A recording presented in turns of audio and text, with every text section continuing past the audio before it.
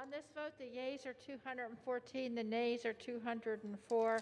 The motion is adopted.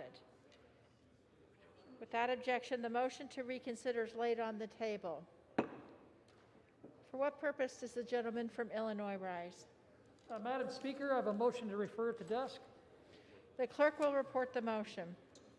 Mr. Rodney Davis of Illinois moves to refer the resolution, House Resolution 8, to a select committee composed of the majority leader and the minority leader with instructions to report it forthwith back to the House with the following amendment. At the end of the resolution, add the following new section. Section 6, promoting fair administration of and voter confidence in federal elections. Not later than January 31st, 2021, the Committee on House Administration shall report to the House a bill containing the following provisions.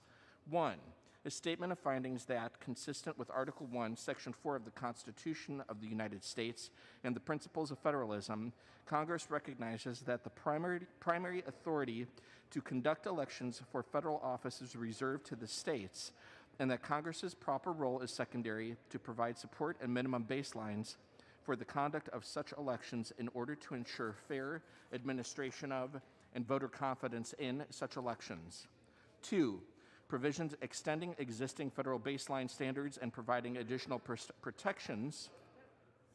Clerk will suspend. Gentleman from Maryland. Standards to govern signature verification on ballots cast in elections for federal office. 4. Provisions to improve voter confidence in the administration of elections for federal office and promote certainty in the results of such elections.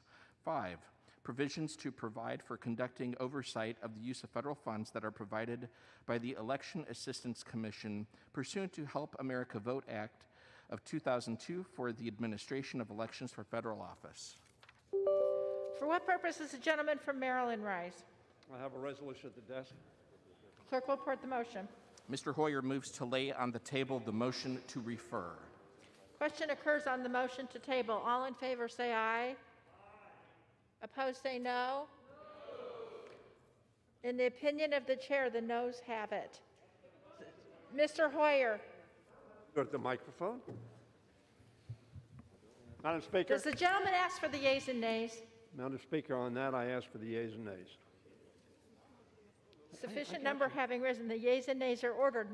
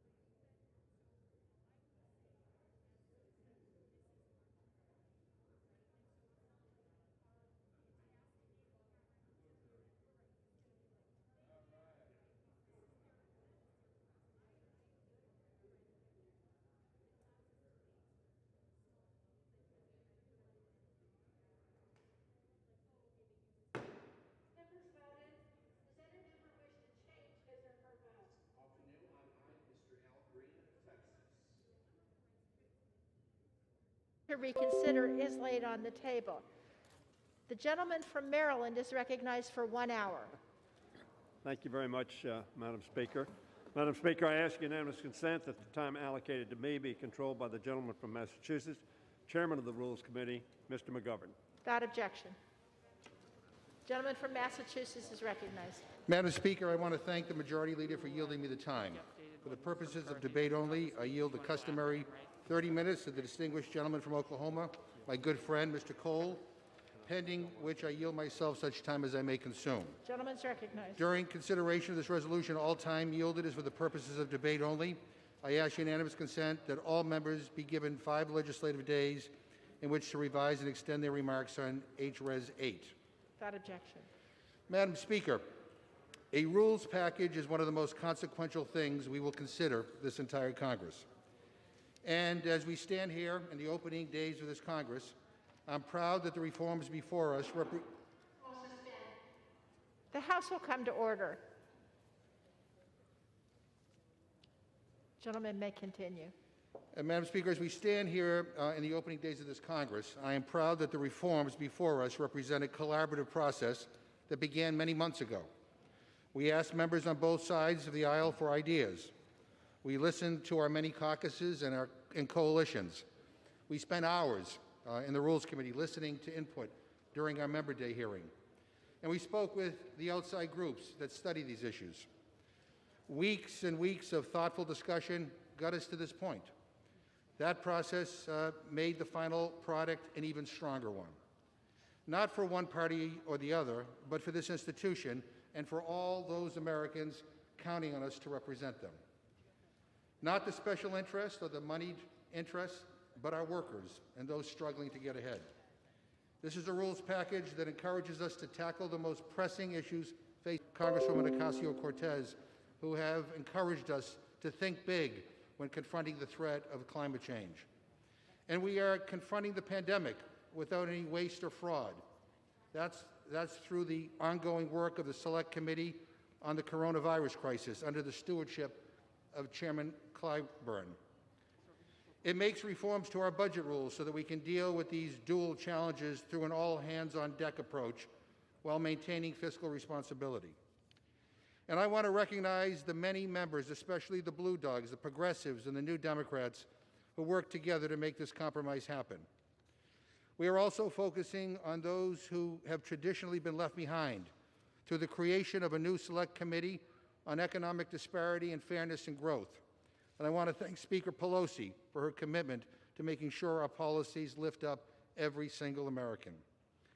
This new Select Committee will sharpen our focus on the income and wealth disparity crisis that plagues our nation today.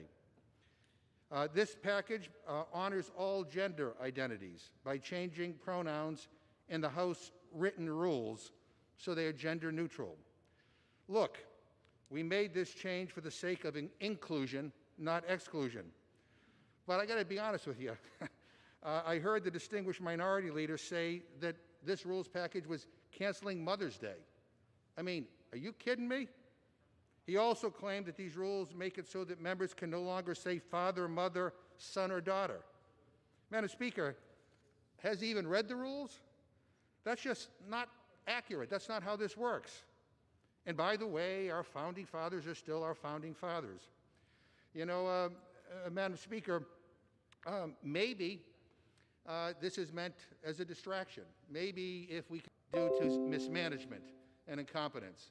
Or maybe we're not talking about a member on the other side from, I think, Arizona said, for instance, as he tweeted, if I stand up and I say that I'm a proud husband of my wife of almost 40 years now, then they would say that I violated the rules because you can no longer use any version.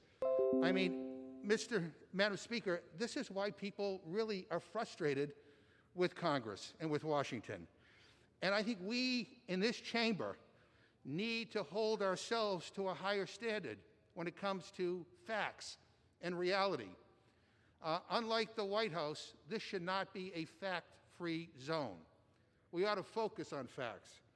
If my Republican friends want to disagree on policy, we could disagree on policy. There are lots of issues that separate us, and we should debate those issues. And that shouldn't be a radical idea. But people shouldn't make things up just to create a controversy. Accuracy matters, and it should come before saying whatever helps you get another hit on Fox News. But anyway, Madam Speaker, for those who insist on trying to disparage what we have done in the written rules, I want you to bring the bill to the floor and show me where it says in writing that we're canceling Mother's Day or that you can't refer to yourself as a husband or father or mother or grandmother. Give me a break. Enough is enough. We have to stop this. And we have to focus in on solving the... And it makes the Office of Diversity and Inclusion permanent. This will commit our institution to creating a diverse workforce for many, many years to come. And as we tackle these issues, Madam Speaker, this rules package creates a more transparent process for ideas to be considered. It makes permanent the requirement that all bills come before the Rules Committee, get a hearing and a markup first. It preserves the motion to recommit while making reforms so that it can no longer be used to hijack the legislative process for political gamesmanship. And we are also continuing temporary rules changes that have ensured that we completed the people's work as safely as possible during this coronavirus pandemic. I'm impressed with how this Congress was able to adapt and find a way to function in the midst of the worldwide health emergency. And during the pandemic in 1918, Congress was not able to adapt, but we did. And I would just say to my colleagues on both sides of the aisle that we need to listen to the Speaker's recommendation that we all continue to follow the best and most current health and medical guidance. Madam Speaker, we acted, and while we can and we should do much more for Americans struggling today, I am proud of what we were able to accomplish in the cutting edge of the digital world. This rules package, however, seeks to change that even further. It contains many reforms designed to help us better embrace technology so that we can get our work done as efficiently and transparently as possible. As important as these reforms are, and as proud of them as I am, I know there is something even more important, and that's the foundation that they are built upon. Ethical leadership must be the bedrock principle of this and every Congress. If the American people do not begin to trust their fundamental institutions again, then division, conspiracies, and mistruths will continue to fester. People can and should question our positions on the issues, but we should never act in a way that invites anyone to question our motivation. That's why this rules package doesn't just tinker at the edges, it breaks new ground through transformative reforms. It removes floor privileges for former members convicted of crimes related to their House service or election. This will ensure that we can do our work here without the undue influence of lawbreakers. We tasked the Ethics Committee to come up with a bipartisan plan to handle deep fakes, because we need to stop the spread, intentional or unintentional, of manipulated media that's created to mislead the public. I'll note that we initially planned to go even further, amending our code of conduct with this rules package. But we heard some of our colleagues' concern. We agreed to take a little bit more time to get the language just right, and we will do that through our bipartisan Ethics Committee. Thanks to the leadership of Congresswoman Porter of California, we strengthened truth and testimony disclosures for witnesses that testify before Congress. Now the public and all members will have more information about those who appear before congressional committees. And our rules will further protect whistleblowers. This package prevents retaliation. It also makes permanent an office dedicated to ensuring our congressional officers know how to handle whistleblower complaints in a responsible and secure way. And I want to recognize the tremendous work of many people, from Majority Leader Hoyer and Congresswoman Spear to members of the Progressive Caucus, that made these reforms a reality. In short, we're holding ourselves to a higher standard, Madam Speaker, not by changes developed in a vacuum just among ourselves.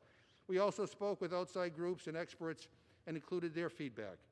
This is how the package was developed, through conversation, collaboration, and consultation.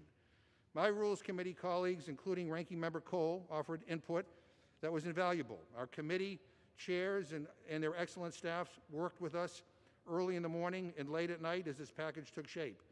I'm deeply grateful for the work of all of our caucuses, including the Congressional Hispanic Caucus, the Congressional Black Caucus, the New Democrat Coalition, the LGBTQ plus Equality Caucus, and the Congressional Asian Pacific American Caucus and the Blue Dog Coalition.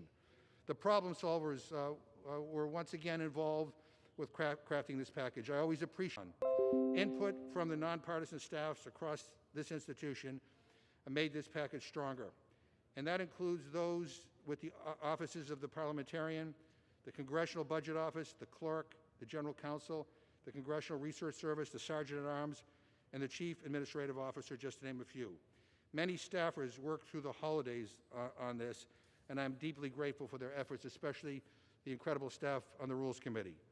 Democrats have been entrusted by the American people to lead this institution. But the rules package is about more than party. It is about making this chamber work at its best for the people we represent. These reforms will do that. They will hold us to a higher standard so we can get it done for them and in a way that makes the public proud. I urge my colleagues on both sides of the aisle to support in passing this package, and let's implement real reforms so we can quickly get to work on behalf of the American people. And before I reserve the balance of my time, I just want to take 1 second, Madam Speaker, to thank my Republican colleagues on the Rules Committee. We always don't agree on everything, but they are up in the Rules Committee diligently at every meeting, making the case for their side of the aisle. And I especially want to thank my ranking member, Mr. Cole, who cares deeply about this institution. And while we probably will not agree on this rules package, we agree that we need to make this a better place, and we need to hold it to the highest standards in terms of integrity, and to make sure the American people have trust in what we do here. So with that, I reserve the balance of my time. Gentleman from Oklahoma. Thank you very much, Madam Speaker. Madam Speaker, I thank the gentleman from Massachusetts, my very good friend, Chairman McGovern, for yielding me the customary 30 minutes, and I yield myself such time as I may consume. Gentleman's recognized. Thank you, Madam Speaker. We're here today, Madam Speaker, to address the majority's proposed changes in the rules of the House of Representatives for the 117th Congress. These changes are some of the harshest and most cynical that I've experienced during my time in Congress. Democratic leadership is supporting minority rights and paving the way for suppressing minority rights and paving the way for the Green New Deal by intentionally removing budgetary checks that have been in place for over a decade. The most egregious of these changes is the complete gutting of the motion to recommit. The motion to recommit, or the MTR, is the minority's right to propose a final amendment before moving passage. This is a right that has been guaranteed to the minority for well over a century. With today's changes, the majority is seeking to silence views they are afraid of, with no regard for this institution or the American people's trust in our constitutional responsibility to govern, and govern well. They are taking away the ability to debate a motion to recommit and the ability to offer a motion. Years Republicans were in the majority, we never even thought to deny the minority this motion. And the only reason Democrats are doing so today is out of embarrassment. They're embarrassed that the Republicans were able to pass 8 motions to recommit in the 116th Congress. But rather than acknowledging that Republicans sometimes have good policy ideas that should be incorporated into legislation, the majority is instead seeking to completely cut off this key right. And that, Madam Speaker, is simply reprehensible. Madam Speaker, the motion to recommit has been around since the beginning of the House as an institution, and it's been in its present form since 1909.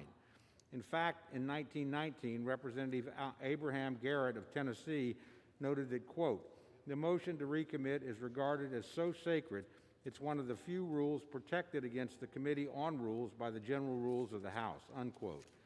And when Speaker Pelosi was herself in the minority, she equated the motion to recommit with the right of free speech enshrined in our Constitution. How this majority can now decide that a procedure that's so important it's on par with the guarantee of free speech must be eliminated is beyond my understanding. Madam Speaker, it's simply shocking that Democrats are so afraid of Republican ideas they feel the need to rig the system against us. They don't want the House to work its will. They only want the Speaker's will. And we all know why that is.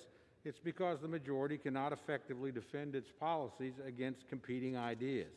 8 times in the last Congress, a majority of the House agreed that the Republican policy idea had at least they be embarrassed further, especially after the November election dealt them a harsh blow and they lost seats in their own ranks. I want to offer my friends on the other side of the aisle a word of warning. Majorities do not last forever. If there's one certainty we can take away from the history of American politics, it is that the party in power in the House of Representatives today will not hold that position forever. I can also guarantee you that your efforts to shut us down will not shut us up. So instead of having bills that pass with slight improvements made through an MTR, bills will fail here on the House floor. And for that reason, among others, I'm sure Democrats will regret making this egregious change in the very near future. Republicans are proud to debate our policies and proposals, unlike the majority today, whose record of promised openness and fulsome debate is an absolutely egregious piece of this rules package. When the majority released this package over the weekend, there was a particularly noxious provision that would have empowered the Speaker of the House to censor the free speech of members and employees of the House. What's worse, it would have empowered the Speaker to act as the sole judge, jury, and executioner, and included no clear guidelines for how this would be enforced. This proposed rule was downright un-American. Fortunately, my friends on the other side of the aisle have listened to reason and removed that provision from this package. I wish they had further listened to reason and removed the provision taking away the minority's right to an MTR, which is why I offered a very reasonable motion to postpone for one day. Eliminate the PAYGO rule. PAYGO is a useful budgetary control measure that essentially says we can't spend money that we don't have. But if the majority gets their way, PAYGO will be eliminated for a broad category of topics, including for measures relating to climate change. This is doing nothing more than removing a key barrier to the Green New Deal and other liberal tax and spend policies. But never before has the majority tried to lift budgetary rules on something as absurdly as expensive as the Green New Deal, which is estimated to cost as much as $100 trillion over the next decade, should it be enacted. It is clear that the majority doesn't even want to have a conversation about the cost of the Green New Deal, and instead wants to ensure that the American people never find out about the cost of their extreme plans. There are other measures in this rules package that are just as absurd. Not content with having investigated President Trump throughout his presidency and subjected him to pointless impeachment, now Democrats are including provisions allowing them to send subpoenas to former presidents, former vice presidents, and former White House staff long after their administration has ended. This provision is a continuation of the Democratic majority's obsession with investigating President Trump and his administration, and ensures they will be able to keep their investigative gravy train rolling along long after the president leaves office. There's a similar provision which will allow certain committee chairs to reissue subpoenas prior to the committee organizing for the 117th Congress, thus ensuring that existing investigations into President Trump, no matter how silly or pointless, will not have to slow down or even let the new Congress consider their current merits or legislative justification. Allowing a chair to issue subpoenas without any consultation with membership or with the minority is nothing less than an abuse of power. But I suppose I should not expect any less given the other provisions in this package. Madam Speaker, despite my affection for my friend on the other side of the aisle, I have to tell him that this package stinks. It's deeply cynical, deeply short-sighted. It tramples on minority rights, and it ensures a power grab by Democratic leadership. It will change the nature of this institution, and not for the better.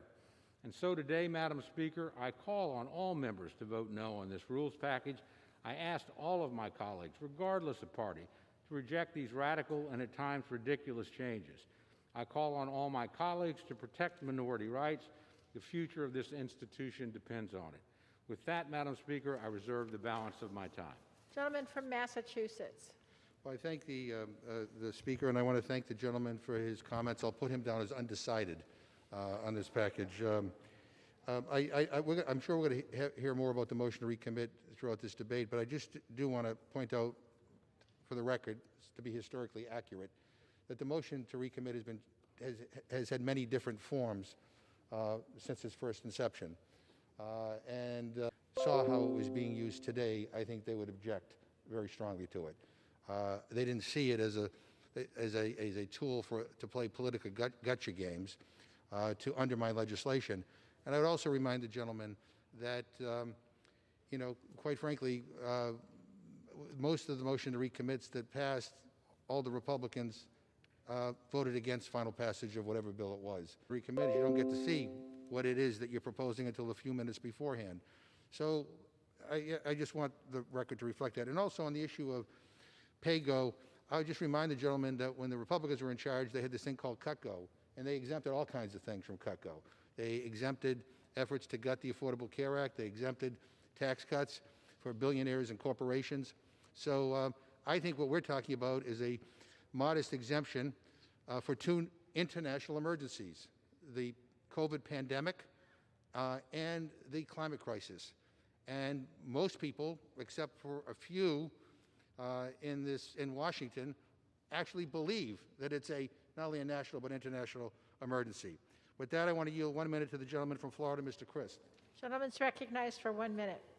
Thank you. Thank you, Madam Speaker. Thank you, Mr. Chairman. I rise to address an amendment that I've placed in the bill, and I want to thank the chairman for his grace in allowing that. It talks about addressing racial and ethnic impacts of legislation that we pass here. America is known at the United States Supreme Court, equal justice under the law. Equal justice.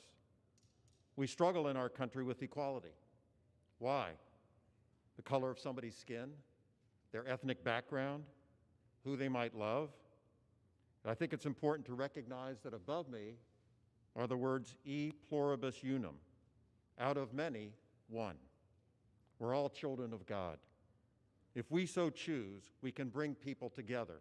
We can start the words, embrace the golden rule. I wear these yellow wristbands on my hand every day, and it says, practice the golden rule every day. Do unto others as you would have done unto you. To respond quickly to Gentleman's my friend, I recognized. remind my friend that you accepted 8 MTRs, or 8 were approved, because Democrats decided the Republican proposals were good proposals and made the bill better. We couldn't have done it on our own. So you're actually limiting the choices in front of your own members. And we might not feel so strongly about the MTR if we got more amendments approved anyway. I mean, we only get about 18% of the amendments. When we were in the majority, we gave you 45. We got 38. You now get 68. So you're taking a tool away that's important to us. Madam Speaker, I would like to yield 3 minutes to my very good friend, Mr. Davis of Illinois, the distinguished Members are reminded Pointing that House Democrats have completely dismissed the first opportunity to work together in this new Congress to instill voter confidence and protect the integrity of our election process. The purpose of HRES 5 is to address many of the election administration problems that occurred in 2020, something I've encouraged the Committee on House Administration and this House to address long before the 2020 general election. The resolution would have required the Committee on House Administration to report out a bill that contains 5 main provisions. First, a provision to ensure this House's commitment to upholding the U.S. Constitution by maintaining that it is states that have the primary authority to conduct elections, not the federal government. Second, that would ensure ballot integrity for votes cast by mail. Third, this provides a federal baseline for signature verification. Fourth, it includes measures to improve voter confidence and certainty in our election results by counting ballots in a timely manner. And lastly, a provision to ensure proper oversight of federal dollars provided to states to help them administer elections through the Help America Vote Act. These issues are nonpartisan. They're problems both sides struggled with in the 2020 election. And as the committee with jurisdiction over federal elections, it's our responsibility to address them. Arguably, the time to address these issues was before the 2020 election, but it's never too late to do the right thing. In 2020, baseline standards for these ballots would help ensure every legal vote is counted. There were many last-minute changes made during the 2020 cycle in the name of COVID-19 that chipped away at the integrity of our election system, and it's important that we do not maintain this pandemic-style voting in the long term. The worst thing that could happen to our government is for the American people to lose all confidence in our elections. There are bipartisan steps we can take to help restore public confidence in our elections and protect our republic.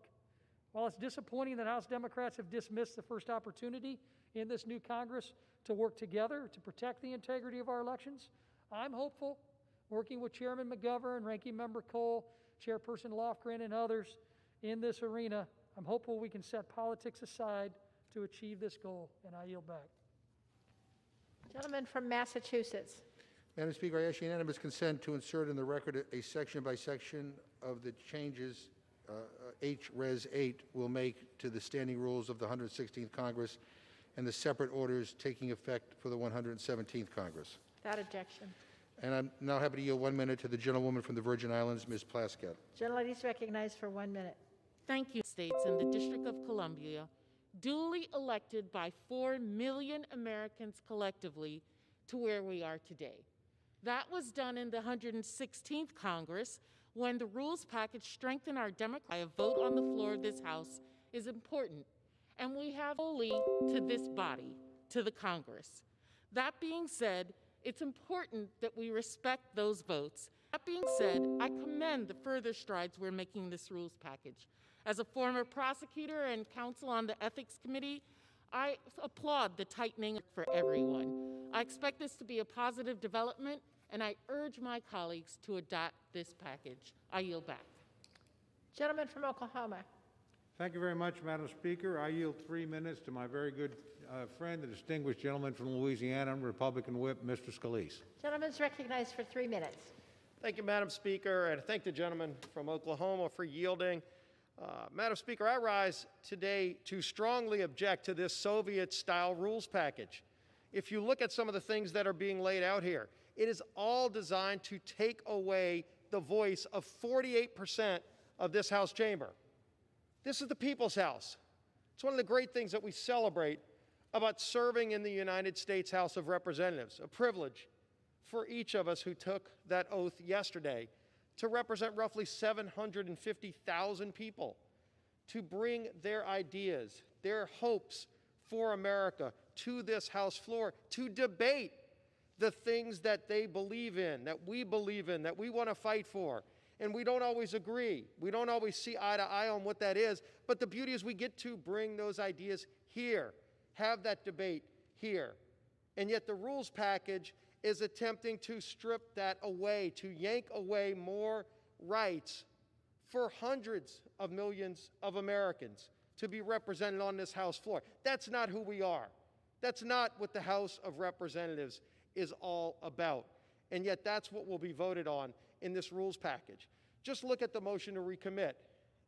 Now, if the majority were allowing us, Madam Speaker, to bring amendments to the floor in a regular, when we represent almost 49% of the members of this body. That's not what an open democratic institution is about. That's unbecoming of the House of Representatives.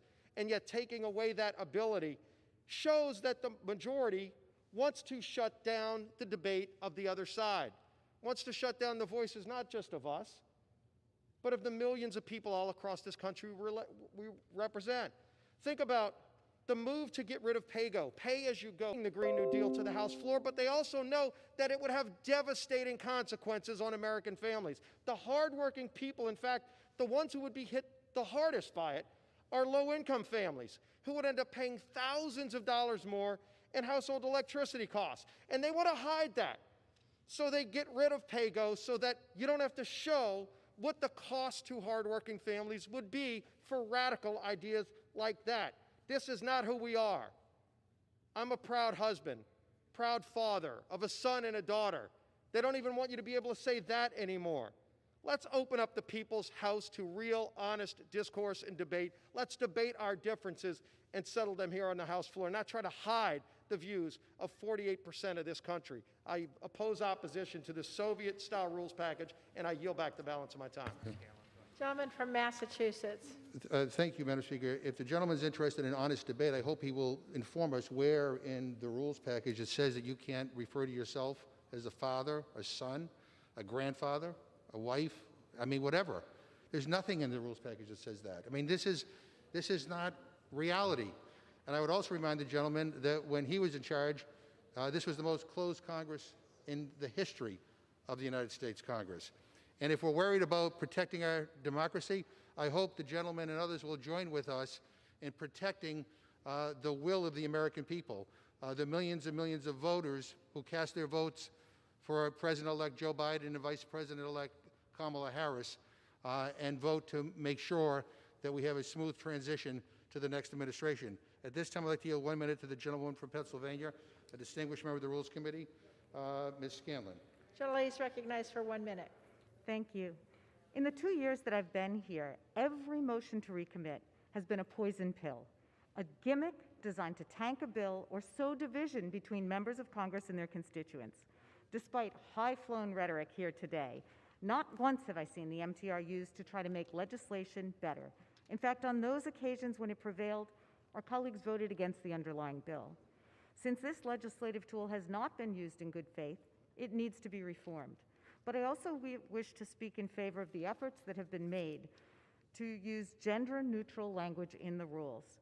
As a female member of Congress and a member of last term's Select Committee to Modernize Congress, I applaud the efforts to drag the rules package into the 21st century and make it more inclusive, as well as to make it streamlined.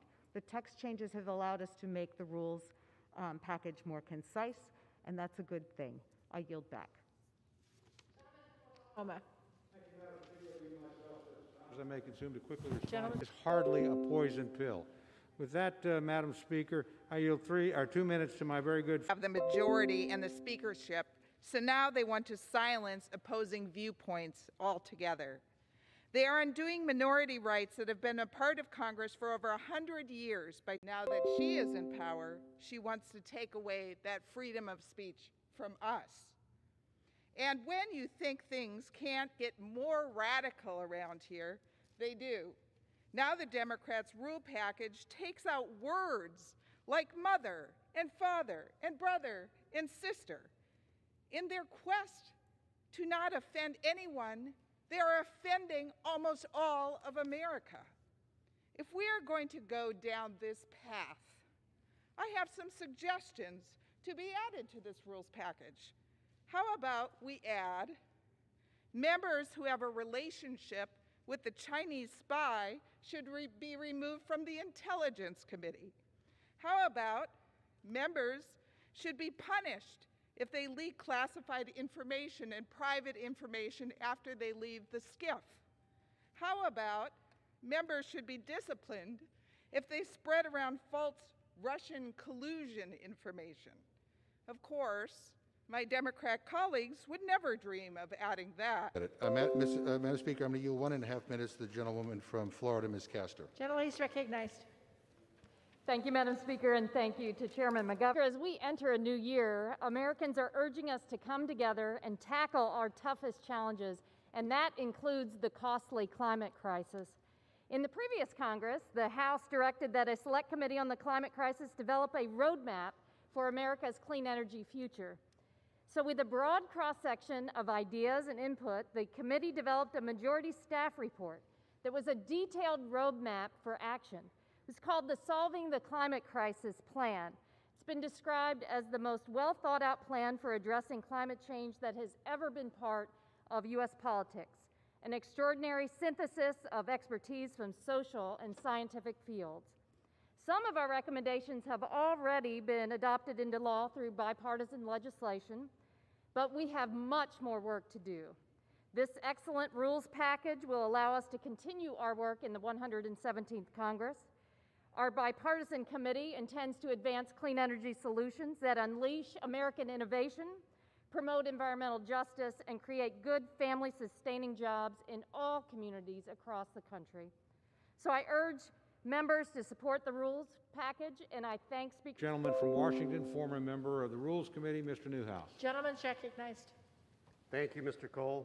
Madam Speaker, Democrats' proposed changes to the House rules will disenfranchise rural America, plain and simple. In addition to throwing out budget rules to make way for socialist packages like the Green New Deal, Democrats are gutting the motion to recommit, which is an important tool for programs, or allowing for effective wild food out of businesses. Eliminating this opportunity to amend legislation further diminishes the voices of rural communities, and frankly, Madam Speaker, it is a slap in the face to rural Americans. It's clear Speaker Pelosi's Democratic majority, albeit a heck of a lot slimmer than it once was, is threatened by our reinvigorated Republican conference. Rural Americans deserve better. Thank you, and I yield back. Gentleman from Massachusetts. Madam Speaker, I yield 1 minute to the gentlewoman from Texas, Ms. Jackson-Lee. Gentlelady is recognized for 1 minute. I thank the distinguished chair and all of those who opened up their thoughts to this very important process. But I want to applaud this rules package in particular because as a member of the Judiciary Committee, I think it is extremely important of the language to protect whistleblowers. The responsibility of Congress is oversight.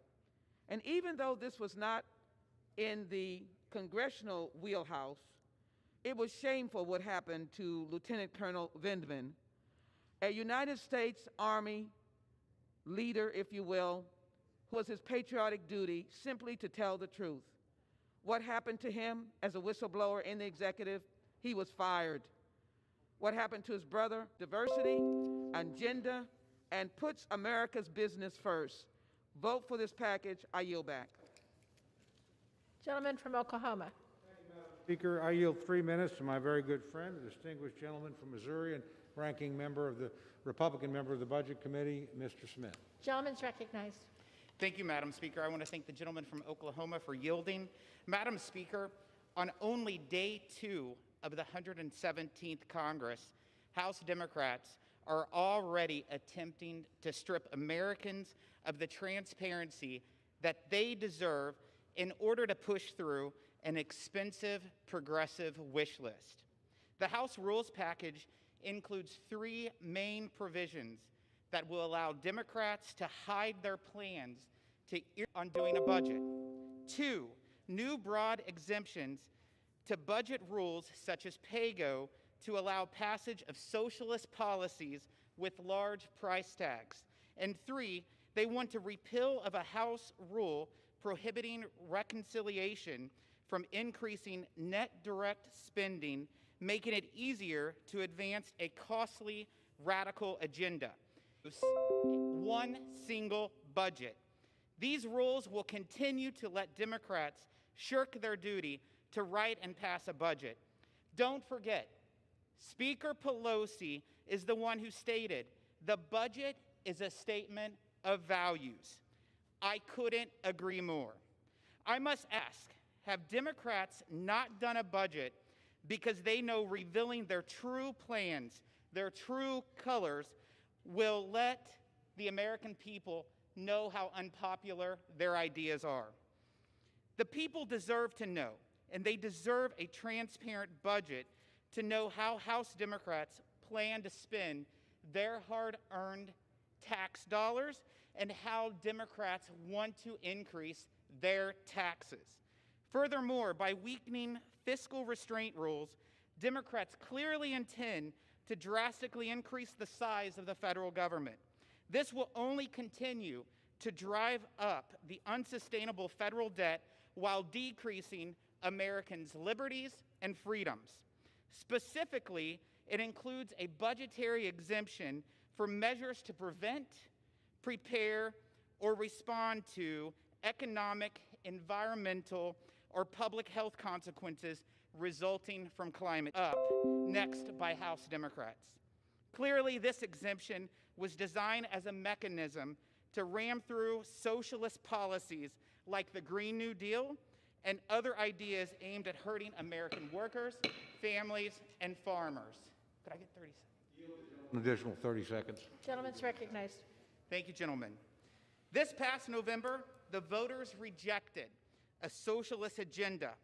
If this rules package is any indication for how Democrats plan to run the 117th Congress, I cannot wait for the midterm elections.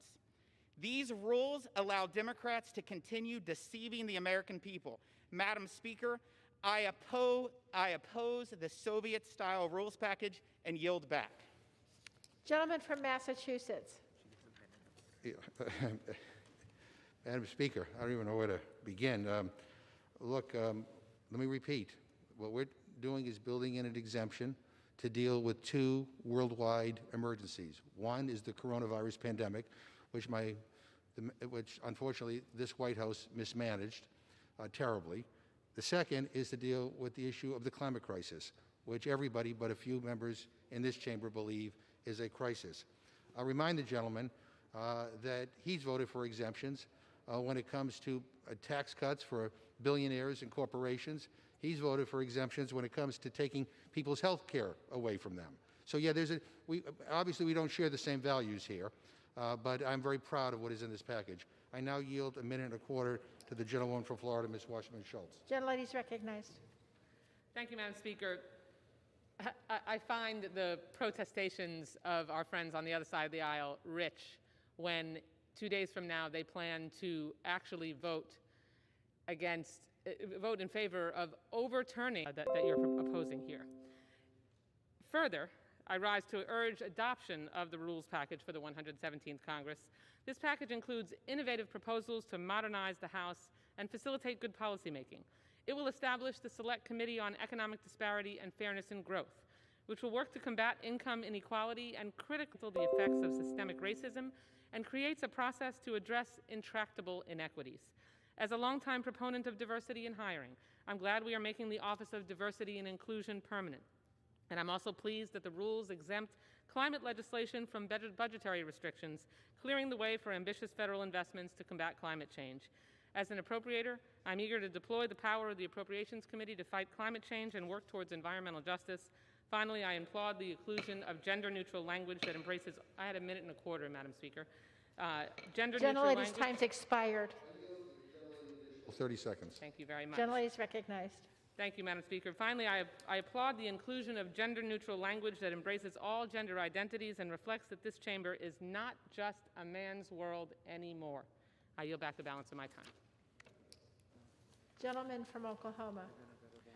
Thank you, Madam Speaker. Thank you, Madam Speaker. I yield 1 minute to the distinguished new member from the great state of Texas, Ms. Van Dyne, who will be making her first address on the House floor. Gentlelady is recognized for 1 minute. Thank you very much, Madam Speaker. I rise today in opposition to House Resolution 5. I came to Congress expecting to engage in vigorous debate with my colleagues to ensure legislation was passed in its best form. I am ready to legislate with members on both sides of the aisle, but the majority own members from defecting. Since the very first Congress, the motion to recommit has protected the rights of the minority, both Republican governments, to fund costly socialist policies. Finally, and the most ridiculous of all, Democrats are banning terms like mother, father, daughter, and son from the House rules. With so many tasks and obligations the American people expect us to undertake, this proposal demonstrates Democrats' true intentions, which is to advance radical liberal policies that have no meaningful impact on the American public. I urge my colleagues to oppose this resolution, and I yield back. Gentleman from Massachusetts. I reserve. Gentleman reserves. Gentleman from Oklahoma. Thank you, Madam Speaker. Madam Speaker, I yield myself to R. My amendment will restore the sacred right to the minority to offer a final amendment to the bill. Madam Speaker, I ask unanimous consent to insert the text of my amendment in the record, along with extraneous material immediately prior to the vote on the previous question. To discuss this critical amendment in more detail, Madam Speaker, I yield 1 minute to the distinguished Republican leader, Mr. McCarthy of California. Gentleman's recognized. Madam Speaker, a tenet of socialism is to silence all opposition. The right to speak your mind and question your leaders are often the first casualties of socialist governments throughout history. Not far behind are other important freedoms, including the right to defend yourself and the right to earn a living, which are impossible to protect without the freedom of speech. Our Constitution lists the freedom of speech as its very wisdom, and no such thing as public liberty without freedom of speech. And the very first action of this majority is to take it away. From the very beginning of this institution, we had a motion to recommit, to protect the minority. If you listen to Benjamin Franklin, tell me how the 117th Congress can have any wisdom or any public liberty or any freedom because you deny us speech. Benjamin Franklin was right then and he's right now. But I've noticed a dangerous trend against free speech in recent years, a trend that betrays every other founding father who have lived, fought, and died for. It began in our schools on college campuses, where our students are taught the absurd notion that free speech is about privilege and power and not open debate and rational deliberation. Then it jumped to the mainstream media and social media giants who use their power to protect their liberal friends and censure conservatives, including during the last election and throughout the pandemic. And now with today's vote, that same socialist idea have found their way onto the floor and into the rules socialist governments have taken before. The fear that you might lose be based on an idea, take their voice away. Whose voices are those? The constituents of millions of Americans. These changes will stop American voices from being heard, primarily by revoking the motion to recommit, the minority's long-term right to offer the last amendment to legislation. I see my good friend, the majority leader, across the aisle. He and I have switched jobs before. I was the majority leader. For 8 years, never once was it ever debated that we would deny the minority the right to an amendment on a bill. Never once. I know the majority leader will stand up later and say, well, this has been changed time and again, only by Democrats. Only by Democrats. I know my friend's an institutionalist. I know he believes in this body, but he cannot believe about taking this away. Why would you want to? You cannot pass a motion to recommit on the floor unless you have the majority of the people of the body to vote for it. Are you so afraid that you can't hold people that you want to take it away? Are your constituents better than somebody else's?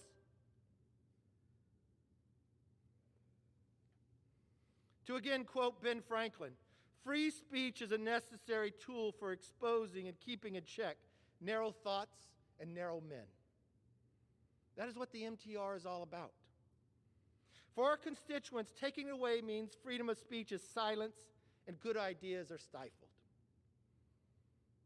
While House Democrats have slowly chipped away at this right in the past, is it no wonder that your majority is so thin? I can't imagine casting that vote at your very first action. Additionally, these rules mirror the misplaced priorities of the last Congress.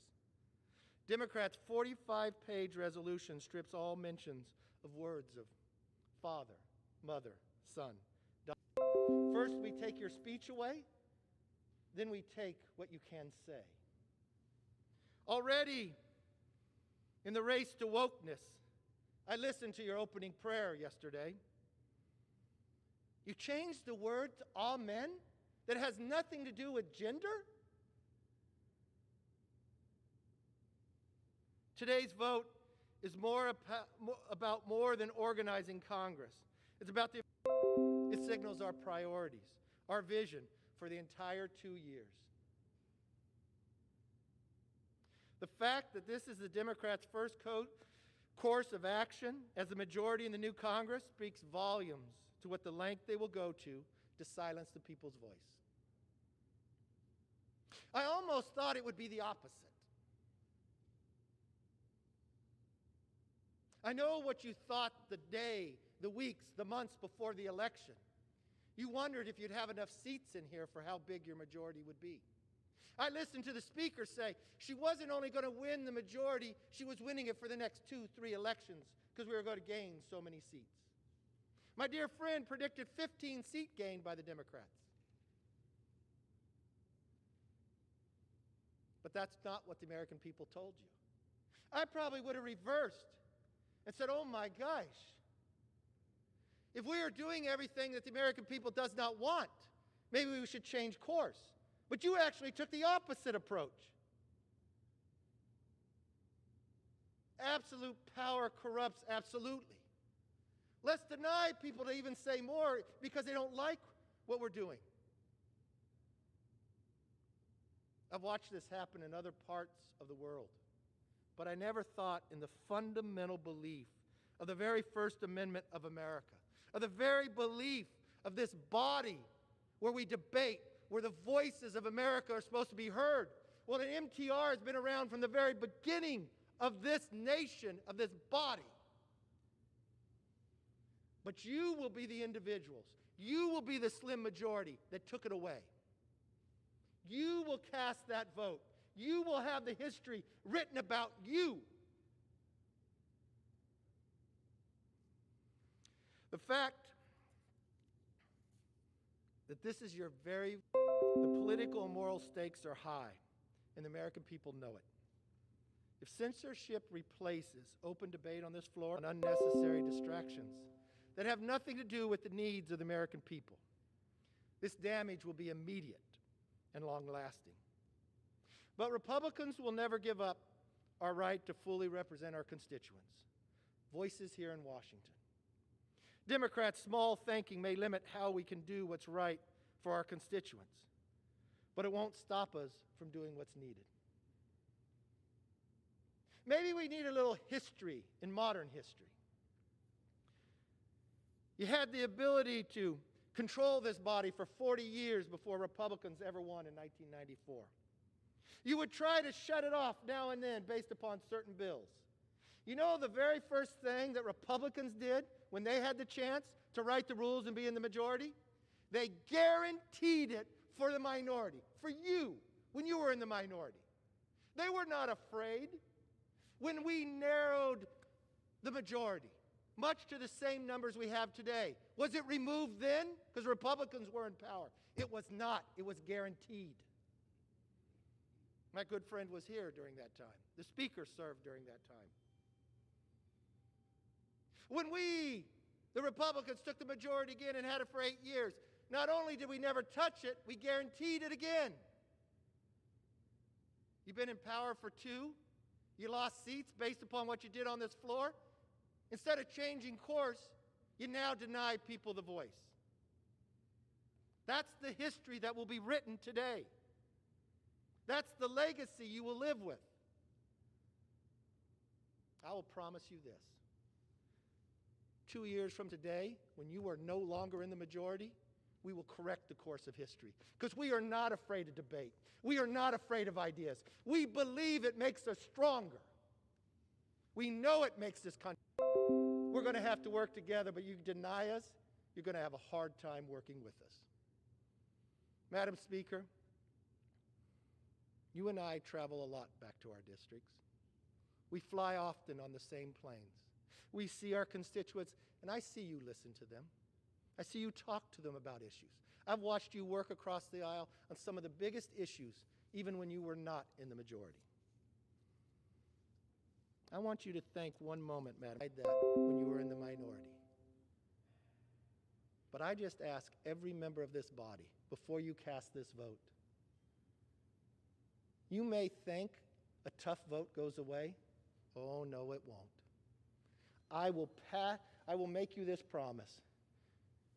You have given me the passion to fight harder for my constituents.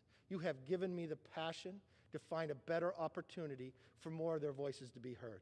And you have given me the passion to win back the majority so I can win back the voices on this floor, that they won't be denied. And they might not be my constituents, they may be the voices of your constituents, because it's the right thing to do that has been here the entire time this body has been here. Madam Speaker, there are times we will disagree, but there are very few times I've ever been this embarrassed of this body. The hypocrisy of what I'm about to see, the hypocrisy of what you think you will defend.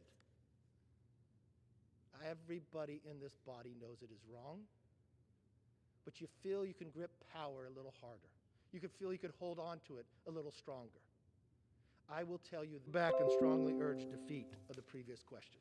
The chair will resident commissioner who desires to speak or deliver a matter to the House shall respectfully address the speaker. And this chair intends to enforce this rule. It is the first rule of decorum. We are entering into some difficult days, and I will tell all members on both sides of the aisle, we will enforce the decorum of the House, and we will enforce Rule 17(1)(a). Remarks will be made to the chair. With that, I'm pleased to recognize the gentleman from Massachusetts. Madam Speaker, I appreciate your admonition here, and I wish the distinguished minority leader would have remained, because he talked a lot about debate and then he gave his speech and ran off the floor. But I've in the history of our country, more closed rules than any other Congress. You know, the motion to recommit arguably is a procedural motion. And now all of a sudden they do. And again, I would just say to the distinguished minority leader, who keeps on talking about mind control and people banning him from being able to say that he's a father or a son or whatever, I don't know what he is talking about. Please show me in the rules package where he can't say all those things. There's nothing in the rules package. And I would just urge my colleagues, as I said at the beginning, you know, I get it, the White House is a fact-free zone, but we have to aspire to be different. We can have our policy disagreements, but we shouldn't be making things up. I mean, I'd like to... Leader, the chair will once again remind members, if you are referring to the person you're debating as you, chances are you are violating the rule. All members are, please, asked to address all of their remarks to the chair. With that, I'm pleased to recognize the distinguished majority leader for 1 minute. Madam Speaker, I will continue to address my remarks to you, notwithstanding the fact that you ruled against me just a little while ago on a vote, which excited some. I am an institutionalist. I believe in this body. I believe in democracy. And for your information, I believe in the free enterprise system. Madam Speaker, I listened to the remarks of the minority leader. I listened to the most closed Congress in which I've served, which was, of course, presided over by my Republican colleagues, of any member in this House. Nothing. But you did not muzzle my speech. Madam Speaker, rose to their feet demanding that people do something in the galleries.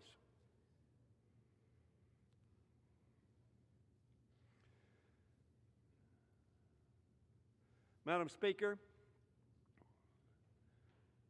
I am going to show hypocrisy, not from me. The gentleman, Chairman of the Rules Committee, Madam Speaker, mentioned that I intend to speak a little bit of time, and I intend to show hypocrisy. First of all, the gentleman is wrong in his facts. The motion to recommit was taken from the British Parliament and was present at the first Congress in 1789.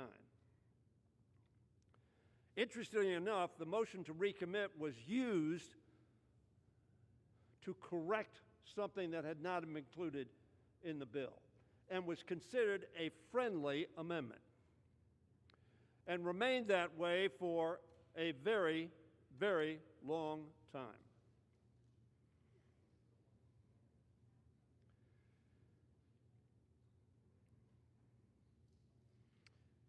In 34, it was ruled that instructions in a motion, which were present from time to time, was not necessary. And that's the way the rule maintained essentially for the next 20 years. Actually, excuse me, 60 years, until 1995. The gentleman is correct. When the Republicans took office for the first time in a very long time, under the leadership of Newt Gingrich, Madam Speaker, they changed the rule. Said you have to have a motion to instruct, as if they were giving us something. As if they were giving us something. Remember that phrase, because I'm going to show it meant nothing. It was an illusion. It was a pretense. About 10 of the examples of what our Republican friends, Madam Speaker, said about the motion to recommit.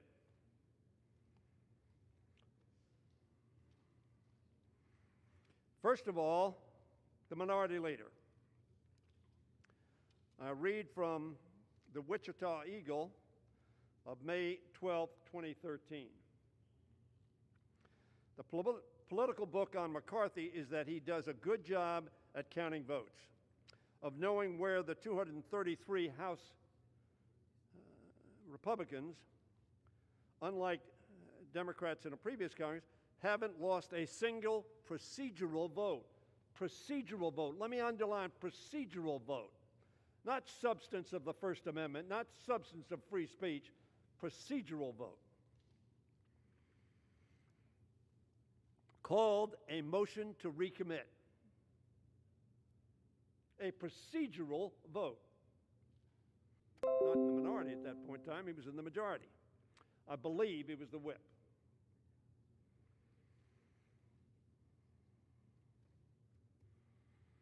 A subsequent or previous to the present minority leader, Eric Cantor, went on to amplify the Republican perspective on the motion to recommit. Majority Leader Eric Cantor publicly went on the defensive about an MTR, stating that the MTR was simply a gimmick. Eric Cantor, Majority Leader, Republican Party, in 2012. Mr. Bishop, one of the ranking members, he's no longer here, he left, he retired last year. Mr. Speaker, referring to an MTR, this is a procedural motion.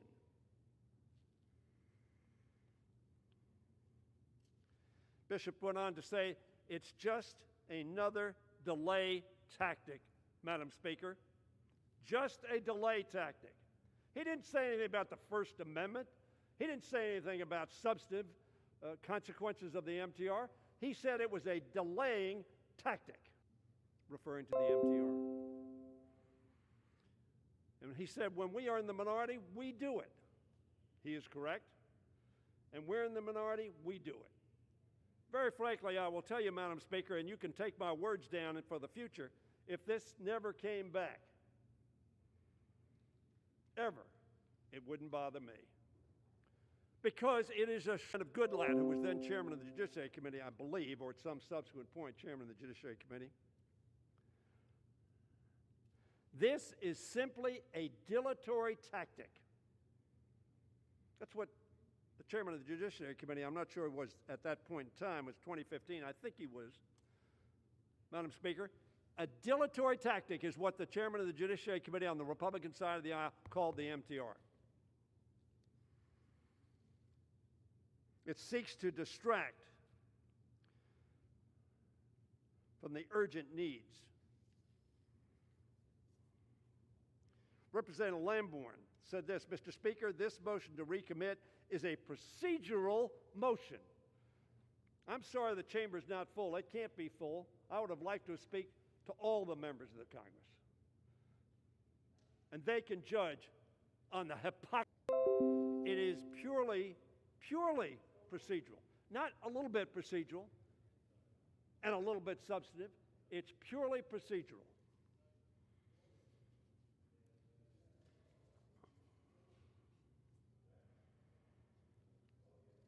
Representative Olson referring to the, in 2019, it fits a pattern of delay and obstruction that we simply cannot afford. An MTR that we thought, like you think, excuse me, Madam Speaker, as the Republicans think, is a gotcha amendment. It is politics on both sides, not substantive, not about free speech. It's about politics and gotcha. Yes, I'm an institutionalist. And yes, I think we ought to not be doing gotcha in a non-substantive way. Obviously, we disagree, Madam Speaker, on issues, and when we offer an issue and they don't vote for it, we think that's politically helpful to us because we think it's for the people. They do the same thing, and they think it's for the people. So no party is free of its gotcha actions. Mine is not, nor is theirs. Representative Upton, one of the institutionalists in this body, former chairman of the Energy and Commerce Committee, Republican from the state of Michigan, said this: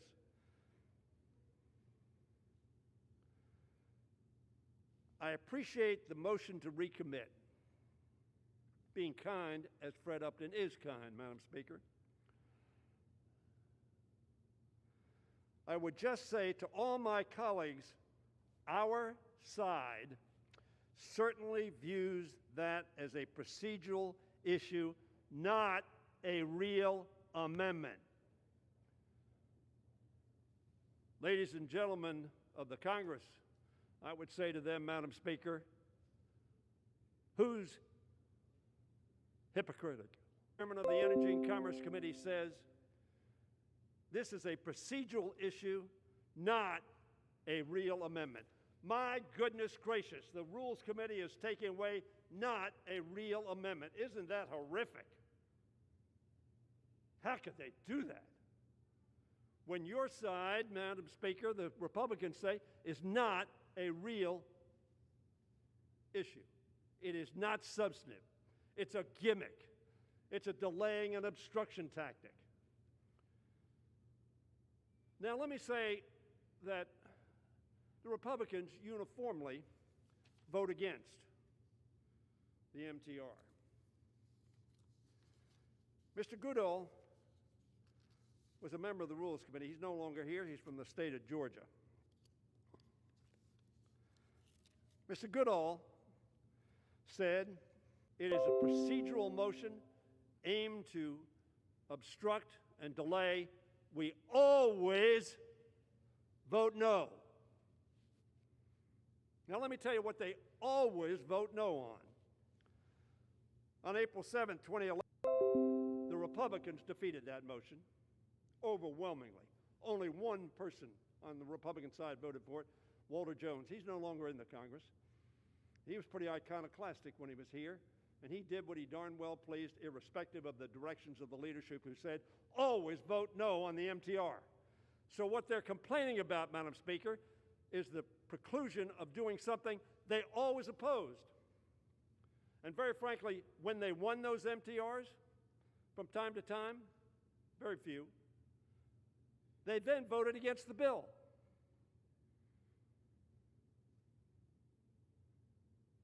There was no substance.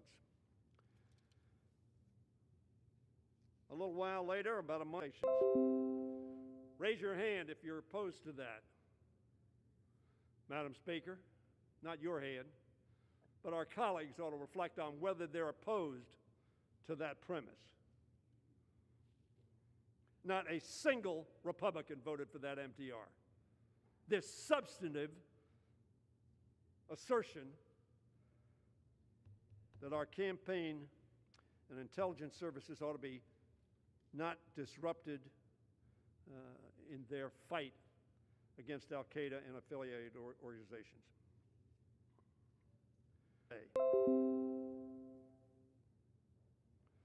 As you sit in troops who are at risk,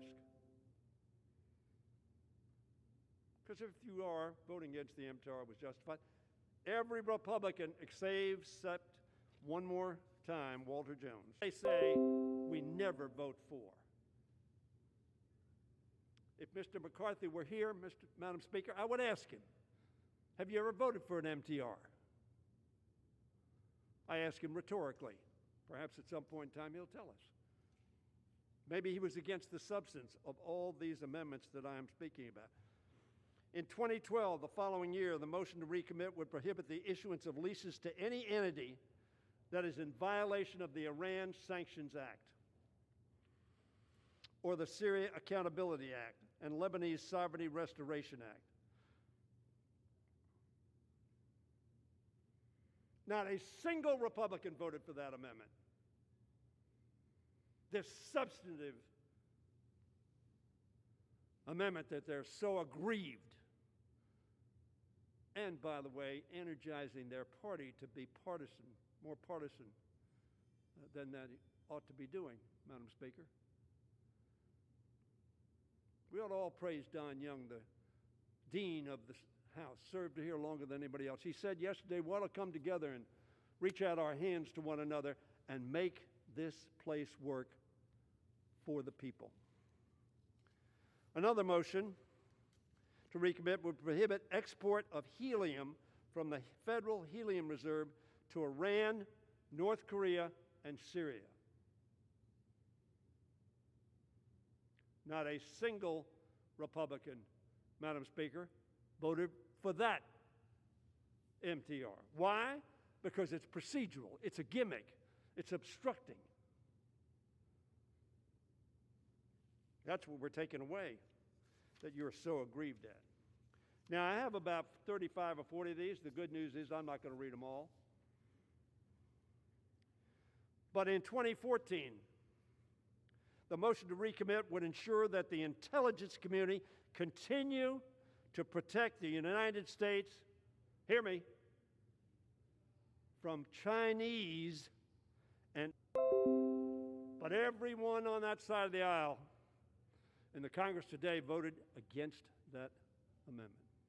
Our new members didn't vote against it, obviously, but people who were here, every Republican that was here, Madam Speaker, voted no on protecting ourselves from the Chinese theft of our computer technology.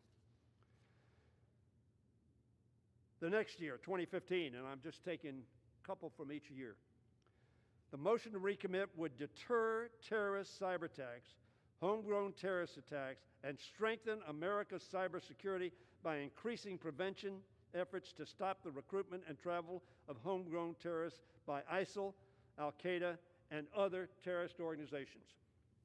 Now, I know you're going to be shocked because you're probably thinking, oh, of course we voted for that. Grieved rhetoric that we hear about taking something away. The only thing being taken away is their gotcha opportunities because it's a political game that undermines the integrity of this institution. Require the Department of Homeland Security to prioritize protection and technical assistance to stop cyber attacks on critical infrastructure such as electric power grid and nuclear power plants. By now you know what I'm going to say.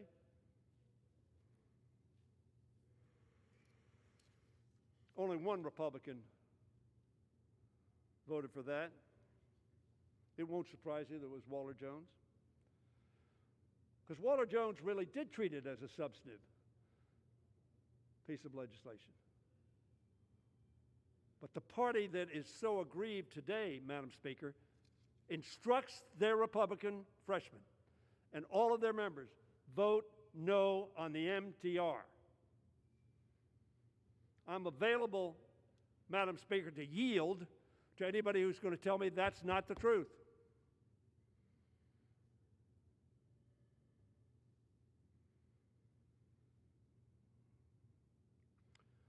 No one has propounded that question to me. In 2015, again, a month later, the motion to recommit would protect troop pay, guaranteeing a pay increase of 2.3% for our service members and ensuring no lapse in troop pay in the event of a government shutdown.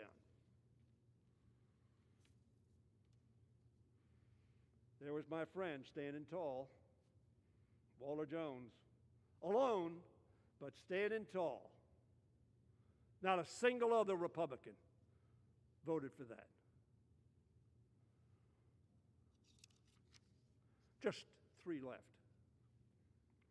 In 2017, I'm bringing you up to date because this has been a consistent pattern, Madam Speaker. This is substance, only a delay tact, a gimmick, if you will, according to Mr. Cater.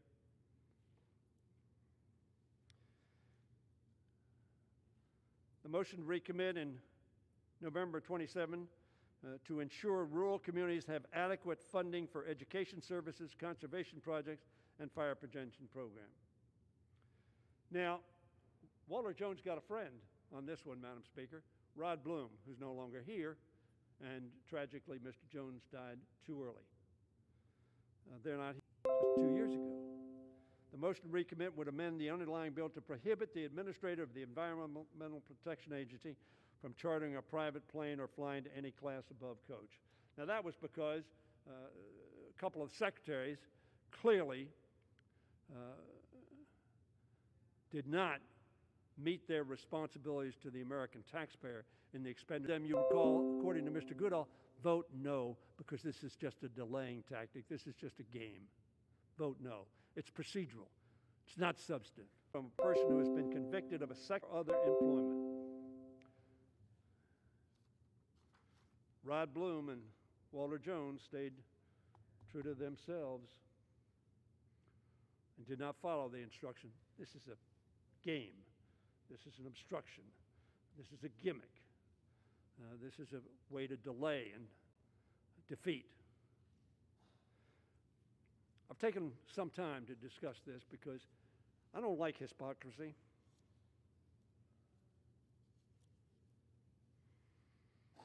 I don't like wasting time.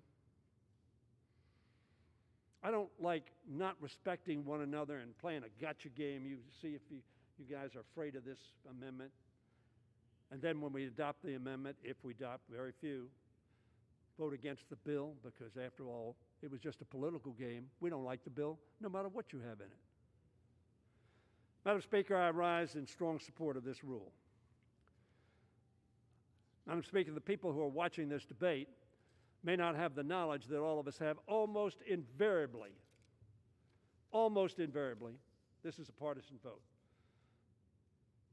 The Republicans will vote against our rule, we'll vote against their rule. And invariably, we'll find some problem with it that we can rationalize our vote on.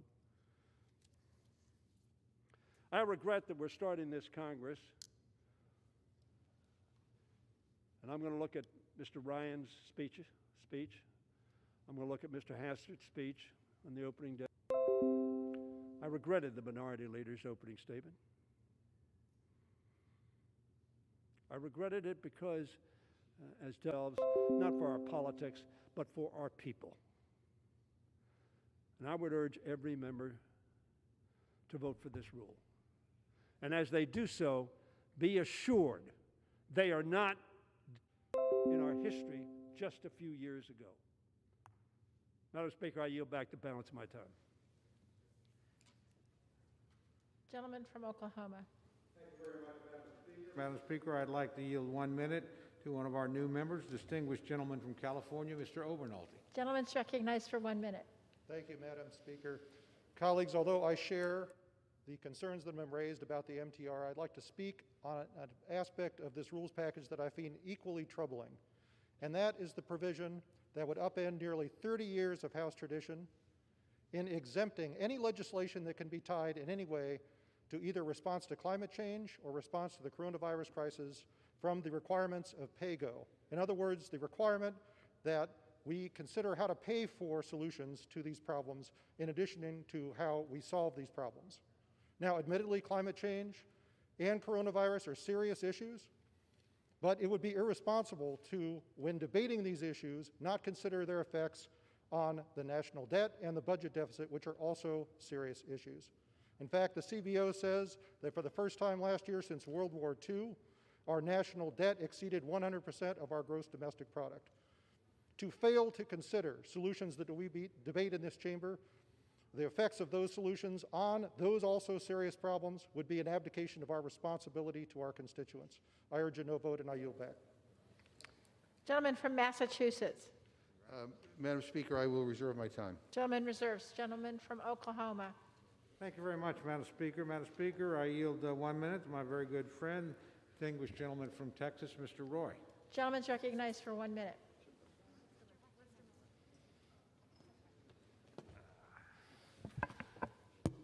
I thank the gentleman from Oklahoma. Madam Speaker, I would just rise to say that we had this great speech by the leader from the Democratic Party about debate and about what we should do in debating on this floor. When will we debate? That's the question. When will we actually debate? The leader made good points about previous rules, about closed debate. We haven't had a, Mr. Leader, you know this is true. You've been here. You've seen the change in this body. And I would just suggest that I address my colleagues have already articulated. But I would think we should engage in colloquy. Let's actually. Gentleman's time's expired. Gentleman from Massachusetts. I reserve. Gentleman from Oklahoma. Thank you very much, Madam Speaker. I yield 1 minute to my very good friend, distinguished member. Affront to America. The rules package continues proxy voting and remote hearing measures, even though members of Congress and staff now have access to the COVID-19 vaccine. If Congress can be first in line for the vaccine, then we prayer yesterday that concluded with a man and a woman, which quite simply is illiterate and has nothing to do with gender. This package paves the way for Democrats to spend unlimited dollars to promote a climate agenda. The rules package will facilitate harm to both. I urge all my colleagues, Republican and Democrat, to vote against this resolution. We can do better than neglecting our responsibility to show up in person, creating a new progressive lexicon, and wasting taxpayers' money on idealistic political environmentalism. I yield back. Gentleman yields back. Gentleman from Massachusetts. Madam Speaker, let me just refer the gentleman to the Office of the Attending Physician to get the most up-to-date medical guidance, and I reserve my time. Gentleman from Oklahoma. Thank you very much, Madam Speaker. I yield 1 minute to my very good friend, distinguished gentleman from Florida, Mr. Posey. Gentleman's recognized for 1 minute. I thank the true gentleman from Oklahoma for yielding, Madam Speaker. In addition to all the evils of the new rules package, as you've already heard, eliminating the comparative print requirement is the Congress, the #1 top priority of the bipartisan committee. Every state in the country that I know of uses comparative print. It shows you clearly what language in a bill actually changes the law.